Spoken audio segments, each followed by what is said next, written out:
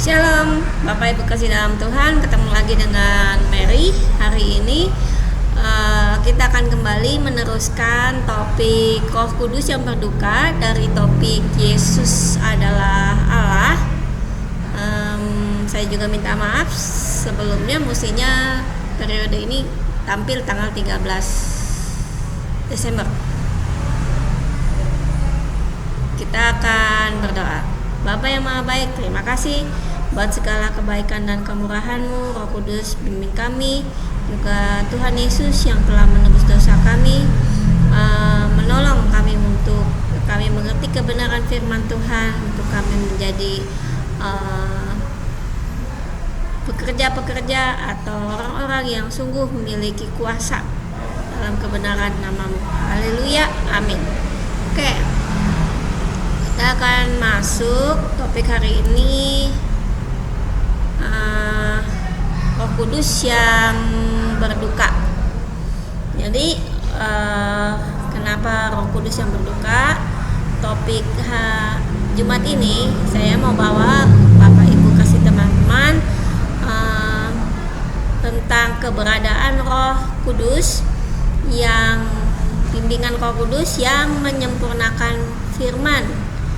Ya, firman yang telah kita pelajari, firman yang kita udah tahu, juga firman di setiap orang yang mengasihi Allah, dan mereka semua termasuk saya dan Bapak Ibu dan teman-teman juga adalah orang-orang kepunyaan Allah, ya. Oke. Nah, alasan pertama, alasan utama kenapa Roh Kudus berduka. Kita perlu tahu bahwa di sepanjang kehidupan kita itu selalu, dari sejak kita lahir atau dari awal masa dunia ada, zaman nenek moyang kita, perang rohani itu terjadi sepanjang masa. Makanya tidak heran ketika kita membaca di Matius 12 ayat 43 45, dia tiba-tiba di Matius 12 itu bilang tentang mengatakan tentang demikian: apabila roh jahat keluar dari manusia, ia pun mengembara ke tempat-tempat yang tandus. Kenapa dia pergi ke tempat yang tandus? Supaya dia mencari perhentian. Roh jahat keluar, dia mengembara mencari tempat yang tandus, karena roh jahat itu sukanya berdiam di tempat yang tandus. Tapi karena dia tidak mendapatkan tempat yang tandus, kenapa tempatnya nggak ada yang tandus? Karena semua orang udah bertobat, udah kenal firman, mau hidup lebih sungguh kepada Tuhan. Firman ini bilang, tetapi ia tidak mendapatkannya. Lalu ia berkata, kalau gitu aku akan kembali ke rumah yang telah aku tinggalkan itu. Jadi dia mau melihat tempat tandus yang lama, yang sebelumnya udah tandus menjadi tidak tandus, dan dia pergi kan waktu itu. Tapi sekarang dia bilang, aku mau lihat lagi katanya gitu. Maka pergilah ya si roh jahat ini dia datang lagi ke rumah dia yang lama itu. Oh iya, dia temukan rumah itu kosong, bersih tersapu dan rapi teratur. Ada orang-orang yang sudah mengenal Yesus, bertobat dan lain sebagainya, dan dia hidup baru. Tetapi dalam perjalanannya dia tidak kuat, tidak sungguh-sungguh. Nah, itu seperti sudah kenal Yesus, memperbaiki diri, tapi tidak bertumbuh apa-apa, tidak terjadi apa-apa di dalam kehidupannya bersama Tuhan Yesus, sehingga itu terlihat seperti rumah kosong yang bersih, tersapu dan rapi teratur. Nah, ketika itu roh jahat melihat tempat itu, rumah jiwa orang itu seperti tempat tandus juga sebenarnya gitu. Jadi dia ngajakin orang-orang lain yang lebih jahat gitu, lebih jahat dari yang sebelumnya gitu, supaya orang-orang itu tinggal di rumah yang sekarang udah bersih.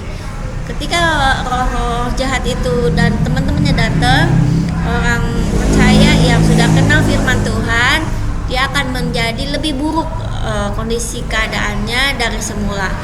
Nah, itulah sebabnya ketika kita mengenal firman, kita bertobat, ada banyak hal Tuhan menguji kita di beragam peristiwa kehidupan, masalah ya yang kita hadapi.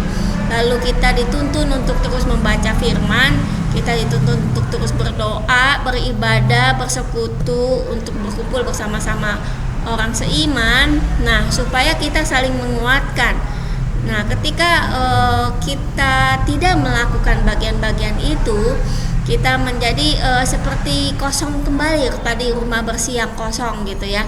Nah, ketika kita menjadi kosong, roh jahat itu mulai masuk bersama teman-temannya, ya kita pun merasa jadinya seperti ini.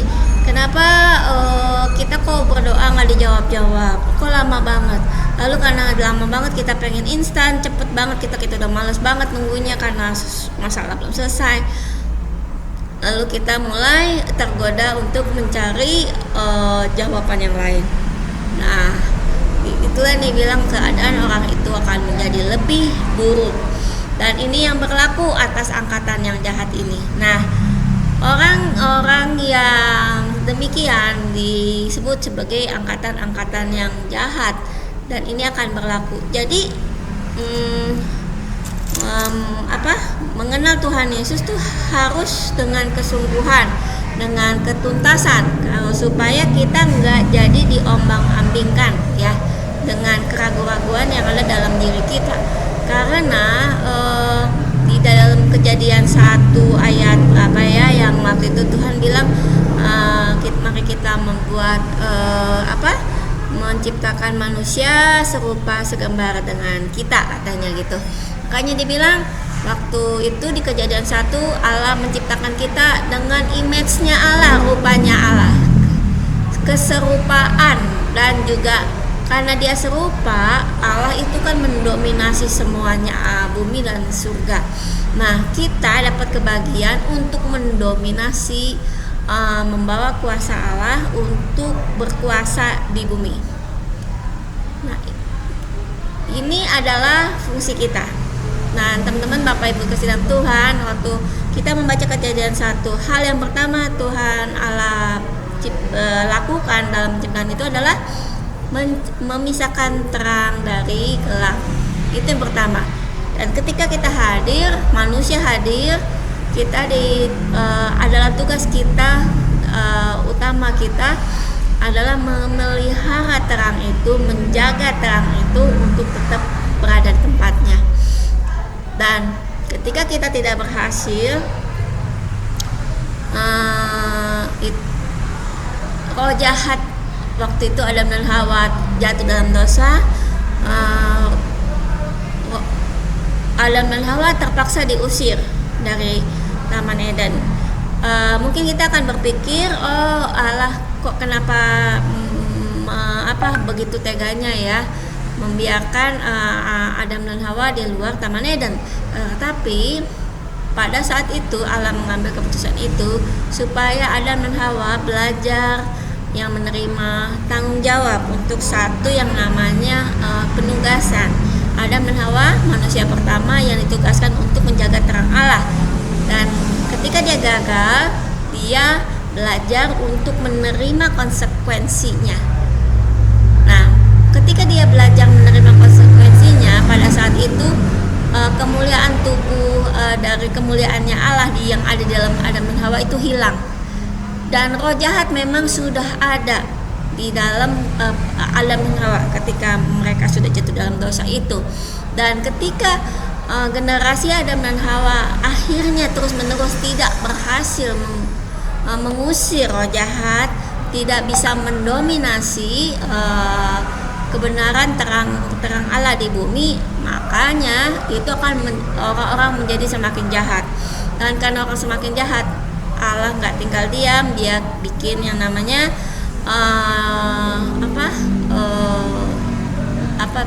Bahteranu, banjir besar yang luar biasa sehingga semua orang dibuang, hanya tinggal keluarga Nuh saja. Total 8 orang, 4 pasang orang. Nah, dan ini yang Allah harapkan untuk orang-orang ini kembali meneruskan pekerjaan Adam dan Hawa memelihara terang di bumi. Tapi itu seperti dianggap rumah baru yang kosong, yang bersih. Tetapi karena ada banyak dari 3 anak Nuh, Sem, Ham, dan Yafet. Nah, hanya Sem yang dipilih untuk melanjutkan. Tetapi waktu berjalan ternyata juga banyak ada orang-orang dari keturunan Sem, Ham, atau Yafet. Mereka ada yang berhasil menjaga terang Yesus, terang Allah, tapi lebih banyak orang gagal menjaga terang Yesus di bumi, terang Allah di bumi. Sehingga roh jahat, tadi dibilang roh jahat itu yang tadi udah pergi datang lagi, dia akan bawa teman-temannya, dan itulah yang terjadi. Generasi saat ini makin jahat. Nah, pada waktu perjanjian baru, Tuhan Yesus mengajarkan orang-orang Israel untuk berdoa. Salah satu di Bapa kami, salah satunya dia bilang, datanglah kerajaanmu, jadilah kehendakmu di bumi ini seperti di surga. Dia mau ingetin lagi bahwa kita adalah orang-orang yang membawa otoritas dominasi dari Allah. Nah, supaya kita kembali, kita ini adalah gambar rupa Allah di bumi. Tapi kita bukan Allah, tapi kita adalah gambar rupa Allah di bumi. Lalu kita dituntut untuk melakukan kehendak Allah di bumi. Kan kata kita gambar rupa Allah, dan karena kita gambar rupa Allah, ya kita harus melakukan kehendak Allah, bukan kehendak kita. Oke? Kemudian karena kita melakukan kehendak Allah, bagaimana caranya? Kita membawa kuasa dari Allah. Kita dijadikan penguasa di bumi karena kuasa Allah itu. Termasuk penguasa di bumi, ternak, bintang-binatang, bumi dan isinya, termasuk roh-roh jahat, roh alam spiritual, malaikat-malaikat yang ada di bumi, itu dalam kendali kita. Itu seharusnya yang menjadi tujuan besarnya Allah. Datanglah kerajaanmu, jadilah kehendakmu di bumi seperti di surga. Supaya terjadi demikian, otomatis kita harus, manusia-manusia mengasihi Allah, harus bersatu di dalam Roh Kudus, di dalam rohnya Allah itu. Makanya di Efesus 4 ayat 1-16 ya, Allah itu memanggil orang-orang pilihannya hidup berpadanan sebagai satu kesatuan, satu pikiran dengan Allah, satu pikiran, satu perasaan, satu kehendak. Terus ada satu tubuh, satu roh, satu pengharapan, satu iman, satu Tuhan, satu baptisan, satu Allah, dan satu Allah Bapa. Semuanya menuju pada satu. Kita nggak boleh bersatu dengan yang lain, atau kita memang benar adalah anak-anak Tuhan, kita adalah kesatuan dengan tubuh Yesus, tetapi yang kita lakukan adalah kehendak kita sendiri. Otomatis kesatuan yang kita sudah buat itu menjadi sia-sia. Nah, kemudian di ayat 7-16 Allah juga memberikan kasih karunia-Nya menurut ukuran Kristus untuk memperlengkapi orang-orang pilihan, supaya kita bisa bekerja dalam pelayanan pembangunan tubuh Kristus, pencapaian kesatuan iman, pengetahuan yang benar tentang anak Allah, kedewasaan penuh sesuai kepenuhan Kristus. Tadi kan dikatakan apa? Bahwa kita mendominasi, menjadi penguasa di bumi, bumi dan semua isinya. Bahwa bukan ternak saja, bukan segala kekayaan yang ada di bumi, tapi juga kita menguasai alam roh yang ada di bumi, menjadi di bawah kendali kita. Tetapi hanya kita yang yang betul-betul mengasihi Allah. Bagaimana kalau kita tidak mengasihi Allah? Kita akan tersesat sebagai pemimpin yang memiliki kuasa dari Allah, walaupun mengenal firman, tetapi kita tidak sungguh-sungguh berada dalam kebenaran itu sendiri, kita akan tersesat. Itulah sebabnya si Roh Kudus ini berduka. Karena kenapa? dilihat gereja itu nggak ada kesatuan. Padahal kan gereja dibilang adalah jemaat kepunyaan Allah. Kenapa gereja nggak bisa bersatu? Memang ada banyak hal, memang ada kesulitan ya mengenai misalnya keuangan bersama itu sulit memang. Tetapi ada juga lebih ke sana lagi juga ketidaksatuan gereja dalam hal doktrinasi.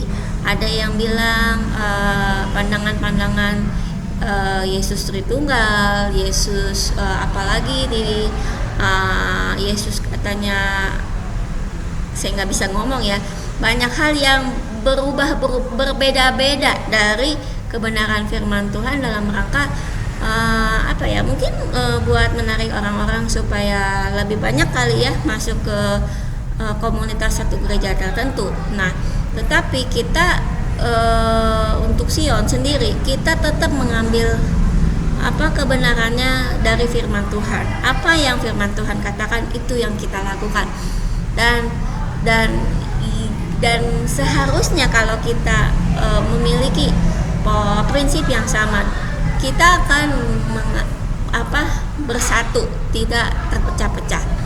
Lalu Roh Kudus juga berduka. Kenapa? Karena jemaat sama pelayan di dalam gereja itu tidak merasakan kasih karunia Allah. Kok bisa? Misalnya jemaat atau pelayan ya tadi kita berdoa tapi rasanya kok nggak dijawab-jawab. Padahal dia orang-orang yang mengasihi Allah. Lalu atau mereka tidak mengalami kasih karunia Allah. Udah tahunan mereka melayani di dalam gereja, tetapi sampai detik ini pun mereka nggak mengerti atau nggak punya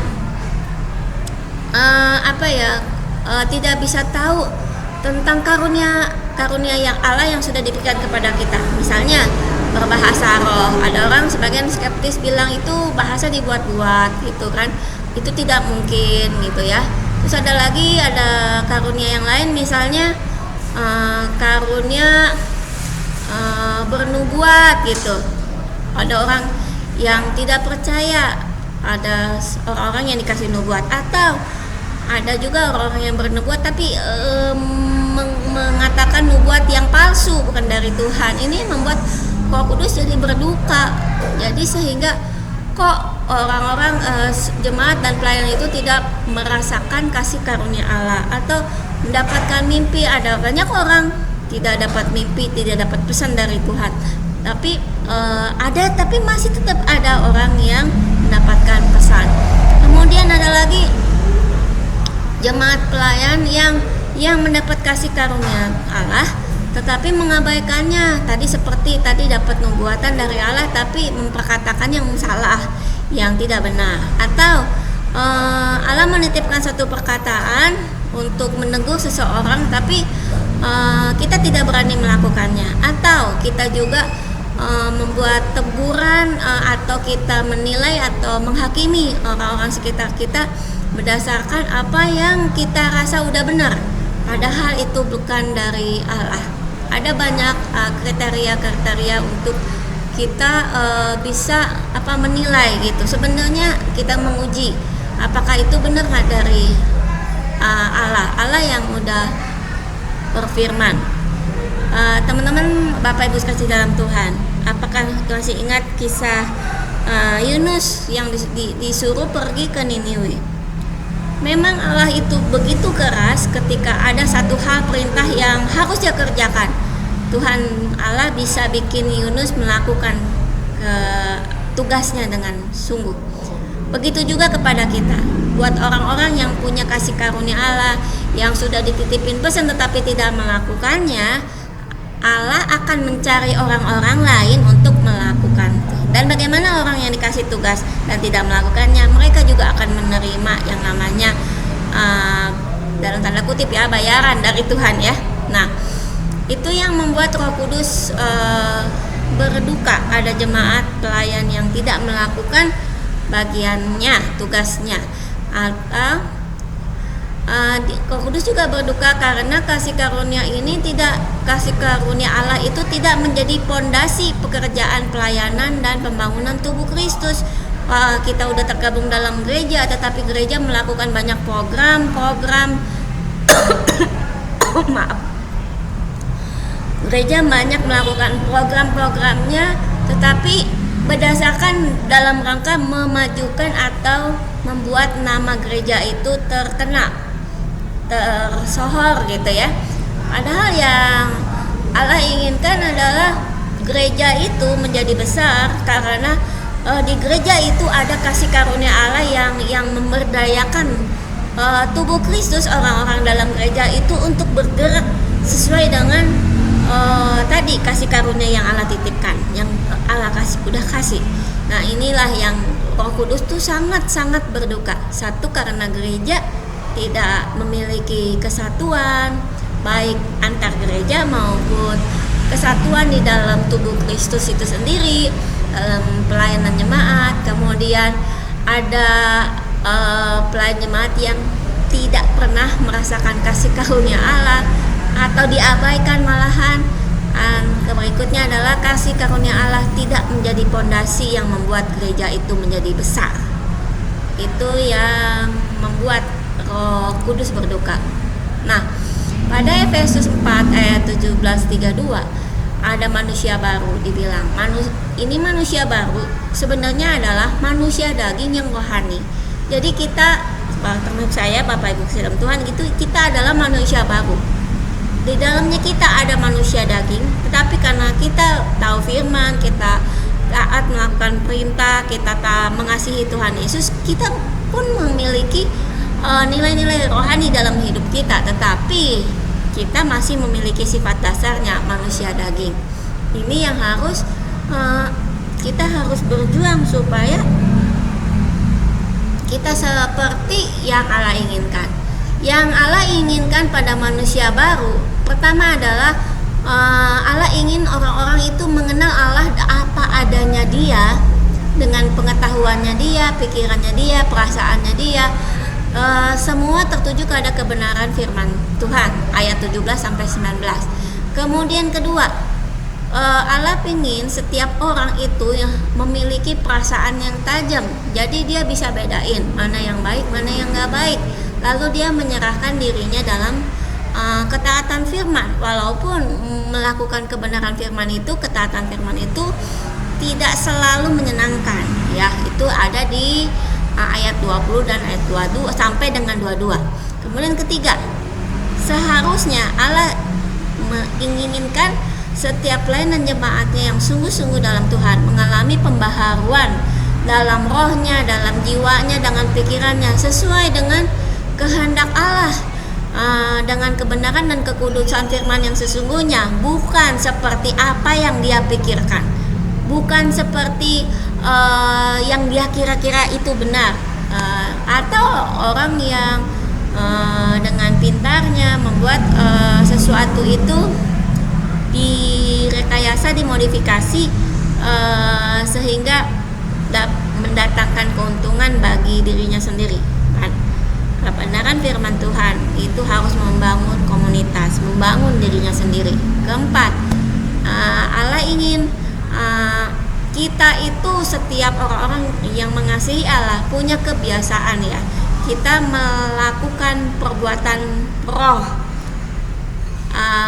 kasih, mengendalikan diri dan sebagainya. Dan untuk itulah di Efesus 4:17 ayat 32 Roh Kudus juga berduka. Tadi Roh Kudus berduka karena gereja, sekarang Roh Kudus berduka karena pribadi lepas pribadi.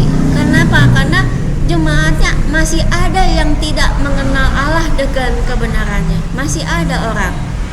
Ini pasti yang disalahin pengajarnya,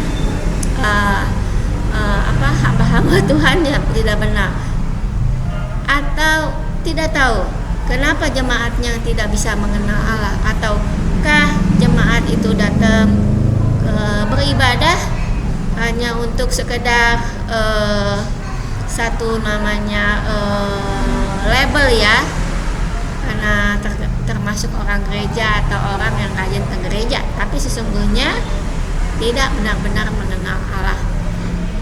Kemudian Roh Kudus juga berduka karena jemaatnya masih belum mampu membedakan mana yang baik dan mana yang tidak baik. Walaupun misalnya di jemaat dalam gereja sudah tahu kita harus hidup kudus, tetapi kita ada orang-orang yang masih hidup dalam perzinahan, perselingkuhan, tidak setia dengan pasangannya, atau juga yang tidak jujur dengan keuangan, atau berhutang dan tidak membayarnya, atau lain sebagainya. Itu sekedar contoh, dan itulah yang membuat Roh Kudus juga berduka ya. Kemudian jemaatnya ini nggak mengalami pembaharuan jiwa, tetap aja berpikiran yang kebenaran firman itu salah gitu loh.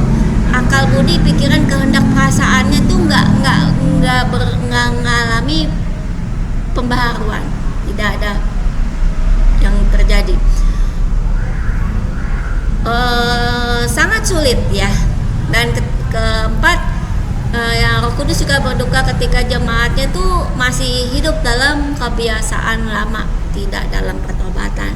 Padahal Roh Kudus juga kasih kesempatan ya buat kita untuk berubah sedikit demi sedikit, dan akhirnya tambah banyak. Tapi kita kadang-kadang mungkin akan bersembunyi dari sedikit demi sedikit kita, tapi nggak maju-maju. Itu yang membuat juga Roh Kudus berduka, sehingga perbuatan rohnya tidak terjadi, tidak terlakukan, dan bahkan malah kita akan lebih terjebak pada perbuatan daging. Nah, di Yesaya 63 ayat 7-10 ditulis tentang orang Israel yang mengingkari perjanjian. Mereka memuji Allah, mereka tahu Allah itu hebat luar biasa. Mereka memuji perbuatan kasih Tuhan Yesus itu Allah, tapi tetap memberontak kepada Allah, mengingkari perjanjian mereka kepada Allah. Gimana caranya mereka memberontak? Selagi mereka memuji Tuhan, selagi mereka menyembah Allah, tetapi mereka juga menyembah dewa Baal. Itu sangat menyesakan gitu Allah melihatnya ya. Di Matius 15 ayat 9 dari perjanjian lama sampai perjanjian baru, hal ini masih terus aja terjadi. Hai orang-orang munafik, dibilang, benarlah nubuat Yesaya tentang kamu. Bangsa ini memuliakan aku dengan bibirnya, padahal hatinya jauh daripadaku. Jadi kalau misalnya kita bilang mengasihi Allah, posisi hati kita tuh benar-benar mengasihi Allah, bukan mengasihi apa yang hadiah-hadiah yang hanya kepada hadiah-hadiah yang Allah berikan. Kita mengasihi Allahnya, bukan mengasihi hadiahnya gitu ya. Dan kemudian Allah juga bilang, percuma mereka beribadah kepadaku, sedangkan ajaran yang mereka ajarkan ialah perintah manusia. Allah begitu sangat kecewa, Roh Kudus sangat berduka. Ini yang ajaran yang mereka ajarkan ialah perintah manusia, karena fokus manusia hanya tertuju kepada sesuatu yang fisik, sesuatu yang Allah mau kasih buat kita. Apa sih hadiahnya yang Allah mau kasih? Atau kita akan lebih mudah berbuat baik kepada orang yang berbuat baik kepada kita, tapi kita masih sulit untuk memberikan kebaikan buat orang yang jahat. Nah, di 1 Korintus 10 ditulis tentang adanya persekutuan dengan roh-roh jahat. Dibilang pada ayat 16, bukankah cawan pengucapan syukur yang atasnya kita ucapkan syukur adalah persekutuan dengan darah Kristus? Ini pada waktu kita perjamuan kudus ya, kita mengangkat roti, kita mengangkat cawan, itu kan sebenarnya kita sedang melakukan persekutuan dengan darah Yesus, dengan tubuh Yesus. Makanya dibilang di ayat 16, bukankah roti yang kita pecah-pecahkan adalah persekutuan dengan tubuh Kristus? Nah, di ayat 17, karena roti adalah satu, maka kita sekalipun banyak orang-orang gereja, anggota-anggota jemaat adalah satu tubuh, kita semua mendapat bagian dalam roti yang satu itu, tubuh Yesus yang udah terpecah-pecahkan, dicabik-cabikan. Nah, Pas ayat 20 dibilang, yang ku maksud adalah persembahan mereka adalah persembahan kepada roh jahat, dan aku tidak mau kamu bersekutu dengan roh jahat. Coba kita lihat apa yang terjadi di sebentar, 1 Korintus 10 ya, 1 Korintus 10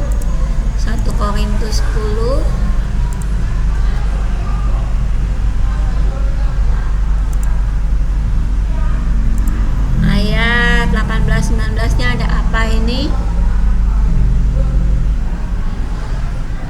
Iya. Jadi selagi mereka melakukan perjamuan kudus, bersekutu dengan Bapa Yesus ya, dengan darah Yesus dicawan dengan tubuh Yesus hosti ya. Nah, tapi mereka juga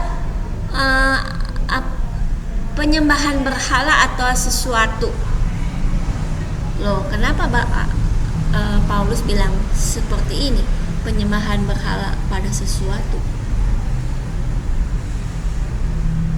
Jadi ketika kita beribadah, Allah ingin kita mau sungguh-sungguh datang ke hadirat Tuhan. Ketika kita perjamuan kudus, mata kita, fokus kita tertuju hanya kepada Allah saja, bukan kepada yang lainnya. Bukan karena mengikuti suatu kegiatan ibadah hanya untuk ikut-ikutan. Itu tidak benar.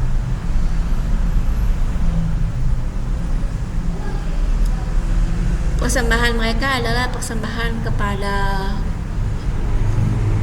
roh jahat, seperti orang Farisi ya, ahli Taurat yang memberikan persembahan yang orang kaya itu, tapi Tuhan bilang persembahan janda miskin lebih gede ya, katanya gitu, kata Tuhan Yesus. Aku tidak mau bahwa kamu bersekutu dengan roh jahat. Tahukah Bapak Ibu kasih dalam Tuhan, iblis itu sangat pintar. Dia akan membiarkan semua anak-anak Tuhan yang mengenal firman Tuhan datang ke gereja, baca firman, tapi gak sungguh-sungguh melakukannya, gak sungguh-sungguh beribadah. Makanya gak heran, di tengah ibadah kita selalu ada gangguan. Ya mungkin mengantuk, itu sangat berat.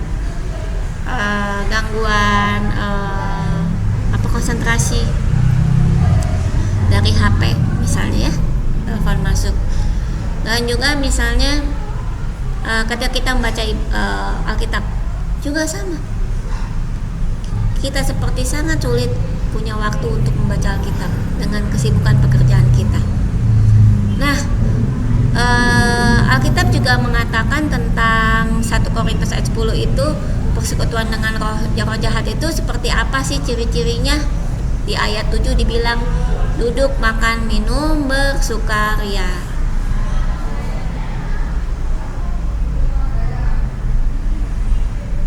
Memang firman Tuhan berkata kita bersukacitalah, tetapi ada sukacita yang wajar. Ini duduk, makan, minum, dan bersukaria.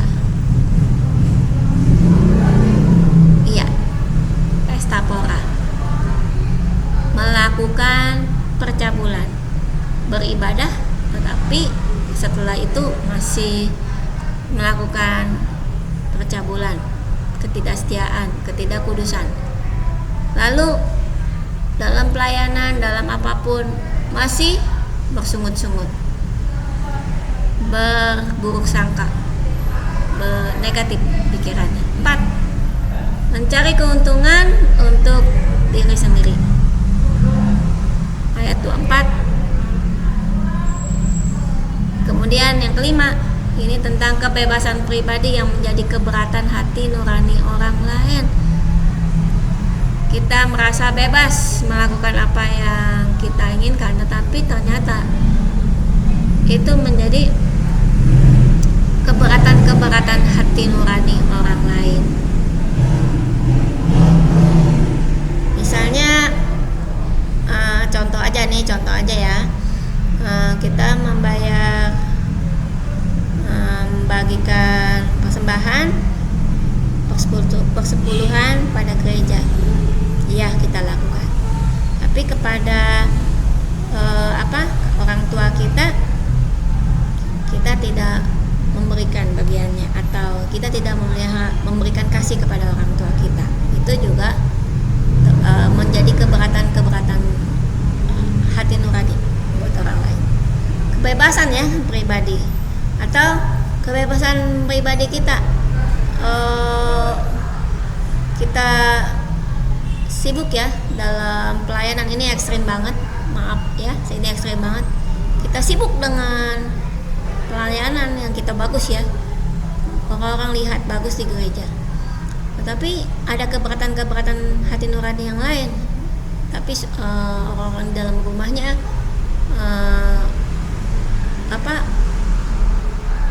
ada satu bapak bilang, istri saya nggak melakukan tugasnya sebagai istri di rumah, anak-anak nggak diurus, lebih fokus untuk pelayanan gereja. Dan ketika bapak itu bicara, sungguh hati saya menjadi miris ya. Nah, bingung gitu ya. Nah, inilah yang dibilang ciri-ciri persekutuan dengan roh jahat.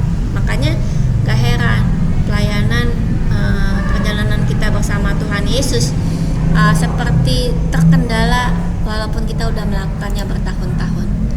Di 1 Timotius 4 ayat 1 Timotius pasal 4 disebutkan tentang pengajar sesat nih, dan tadi jemaat ya, orang-orang yang tidak melakukan kebenaran firman Tuhan. Kemudian ini pengajarnya di 1 Timotius 4, orang-orang dilarang untuk ada di 1 Timotius 4 ayat 3 bilang ada satu perkumpulan gereja atau apa yang melarang orang-orang untuk kawin, untuk dalam rangka supaya atau mereka juga harus berpuasa di sebagian makanan. Tapi sebenarnya untuk apa? Jadi gini, kalau kita berpuasa, kita memang benar-benar puasa, kita mau nyenengin Tuhan, tapi bukan sesuatu kita buka ya 1 Timotius 4.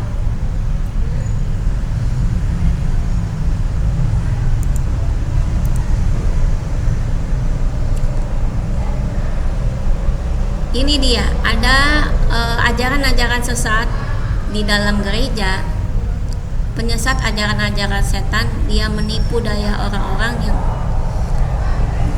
sehingga orang-orang dilarang kawin, melarang orang akan makanan yang diciptakan Allah supaya ya dengan pengucapan syukur dimakan oleh orang percaya yang telah mengenal kebenaran. Artinya jangan sampai kita misalnya gini, kita makan sesuatu makanan tapi kita menjadi orang-orang percaya yang kepada Tuhan kok merasa nggak bersyukur kepada Tuhan, makanan itu berasal dari Tuhan. Itu tidak benar. Atau melarang kawin, kalau memang itu panggilan Tuhan dan dorongan dari hati, bukan karena bisa untuk dilihat orang, kita akan melakukannya hidup selibat dengan dengan murni, dengan tulus ya, bukan sekedar dilihat. Ada banyak peristiwa juga kita tahu, mau hidup selibat para pemuka agama, pengajar, tetapi di dalam kesehariannya mereka melakukan hal-hal tidak baik, itu percabulan dengan lainnya di luar. Tapi mereka tidak menikah, gitu kan.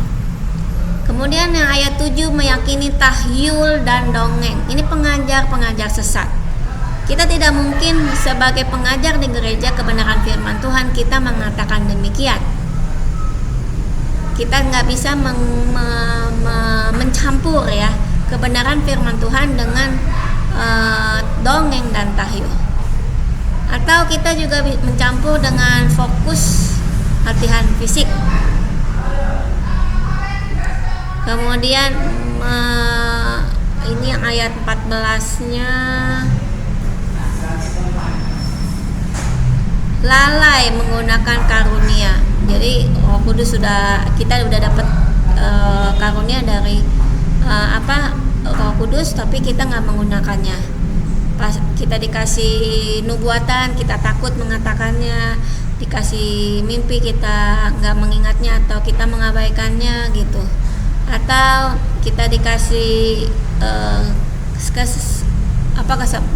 kesempatan untuk mengenal atau mempunyai visi yang tajam, membedakan atau menilai roh di sekitar kita, tapi kita tidak memberitahukan kepada yang lain. Lalu ada lagi tidak mengawasi diri sendiri. Kita udah tahu itu adalah sesuatu yang tidak Allah suka, yang tidak masuk di dalam kebenaran Tuhan, tapi kita masih tetap terhanyut melakukannya. Tidak awas dalam ajaran yang diajarkannya, mengajarkan dalam rangka membawa kebenaran firman, tanda kutip, kebenarannya hanya untuk membuat orang-orang membuat komunitas yang besar, tapi tidak membuat kembali kepada esensinya gitu loh, yang sebenar-benarnya. Kemudian ada nabi-nabi palsu di Yeskiel 13. Nah, ketika pengajar-pengajar melakukan kesesatan, itu menimbulkan roh ketakutan. Sedangkan roh Allah itu membangkitkan kekuatan kasih dan ketertiban. Nah, ketika ada pengajar-pengajar sesat muncul, ini akan membuat satu keributan, kegaduhan. Lalu ada perselisihan doktrin, makanya gereja nggak bisa bersatu. Ada salah paham, jadi terjadi chaos ya, kekacauan yang sulit dikendalikan, dan makin kesini itu akan makin banyak. Oleh karena itu tahun ini, tahun 2025, orang-orang diingatkan untuk kembali kepada kebenaran firman, harus belajar firman lebih lagi, yang dulunya malas harus lebih intensif. Terus kemudian harus lebih berdoa, berserah, mengandalkan mencari Tuhan dengan sungguh-sungguh, menginginkan Tuhan dengan hati yang sangat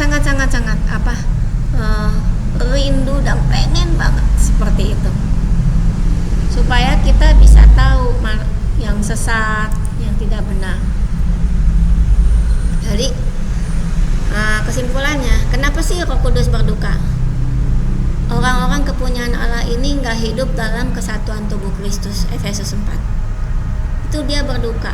Padahal firman Tuhannya satu, Injilnya satu, Alkitabnya satu. Tapi kenapa di dalam gereja ada banyak pandangan, pemikiran, lain sebagainya. Kedua, jemaat orang-orang kepunyaan Allah ini gak mengalami pembaharuan jiwanya. Hidupnya masih belum kudus, gak hidup dalam pertobatan. Roh Kudus itu berduka banget.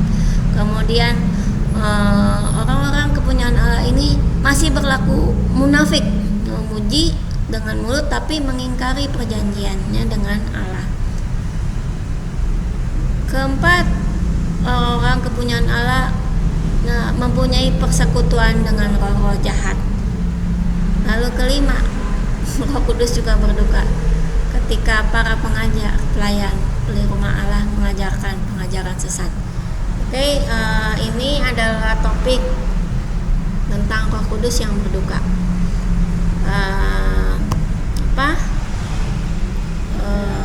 Jumat depan kita akan masuk ke topik pesan profetik pola penciptaan. Kita doa. Bapa yang Maha Baik, terima kasih atas segala kebaikan dan kemurahan-Mu Terima kasih Engkau yang menegur kami. Ampuni kami Tuhan. Oh, ampuni kami, Roh Kudus, tolong kami supaya kami kembali kepadamu. Bila ada yang kami lakukan yang mendukakan hatimu, ingatkan kami Tuhan dan beri kami kesempatan untuk kami bisa memperbaikinya. Di dalam nama Tuhan Yesus kami berdoa mengucap syukur. Haleluya. Amin. Oke, Bapak Ibu kasih dalam Tuhan, kita selesai. Sampai jumpa di Embau Jumat depan. Tuhan Yesus memberkati.